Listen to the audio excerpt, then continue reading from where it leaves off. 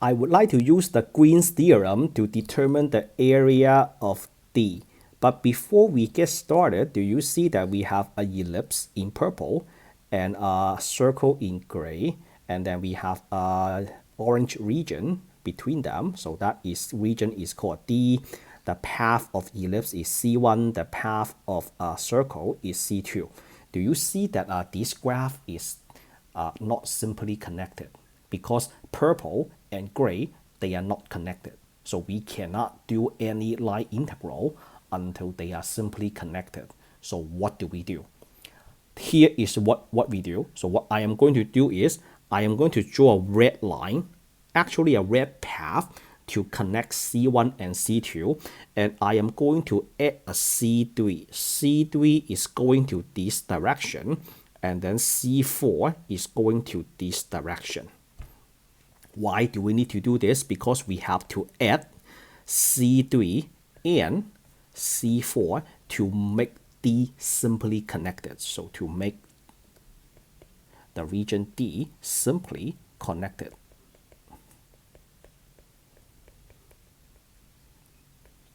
And then why do they have to have the same opposite orientation? We have to also note that C3 and C4 must have opposite orientation.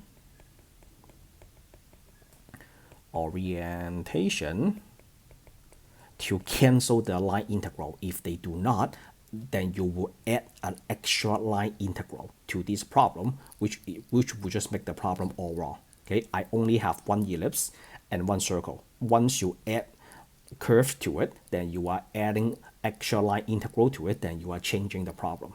So in order to cancel them, you have to add C3, you have to add a red line, a red path to connect them in order for D to be simply connected. As long as you make an opposite orientation, the red path will just be cancelled. So C3 and C4 must have opposite orientation to cancel their line integral.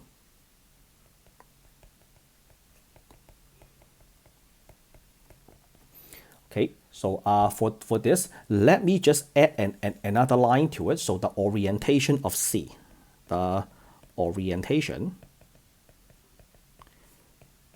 of C affects the value of the differential form. Affects the value of the differential form.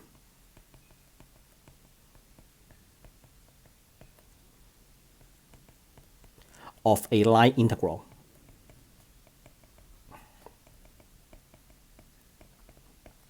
So if a minus C has opposite orientation,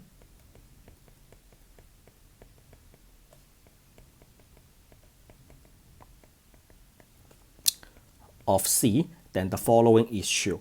A line integral over the smooth curve negative C, P dx plus q dy, that is equal to -1 times the integral over a smooth curve C, P dx plus q dy. All right, so they must have the opposite orientation.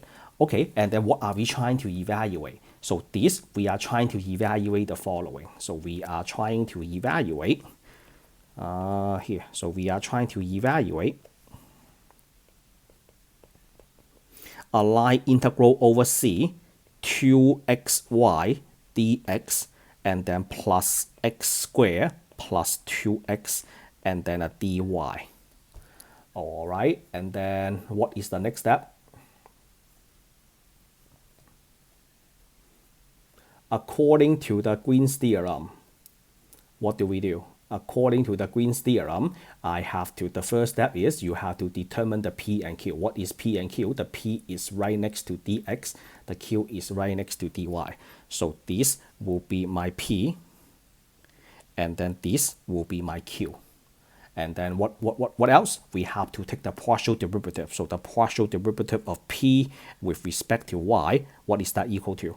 2xy with respect to y, that is a 2x, and then the partial derivative of q with respect to x, x squared, the derivative is equals to 2x, and then the derivative of 2x is equals to 2. Are these two derivatives the same? The answer is no, they are not the same. So that means the vector field is not conservative, but that is not related to this problem. So, and then following that, we have to evaluate a double integral over the region D. And then P is now the partial derivative is I remember this one is the other way around for the Green's theorem. I am going to check it real quick. Yep, the Q goes first. All right, the partial derivative of Q, that is a 2x plus 2, and then minus 2x according to the Green's theorem. And then this is a dA. Subtract that, you have a 2x minus 2x, so you have a 2 over a double integral over a region R, and then dA. Okay, and then this is equals to 2 multiply the area of D. What is the area of D? The area of D is ellipse minus circle. That is 2 multiply ellipse minus the circle. What is the area of the ellipse? The area of the ellipse is from the previous problem, which is, you know what? I am going to make this one line, so I'm going to move this over here. 2 times the area of the ellipse is from the previous video, which is pi times the value of A times the value of B. Equation of a circle is minus pi r squared. What is A and B? So A and B is A is equals to 3, B is equals to 2. So that is pi times 3 times 2 times 3 times 2, and then minus the radius of the circle is 1, and then pi 1 square.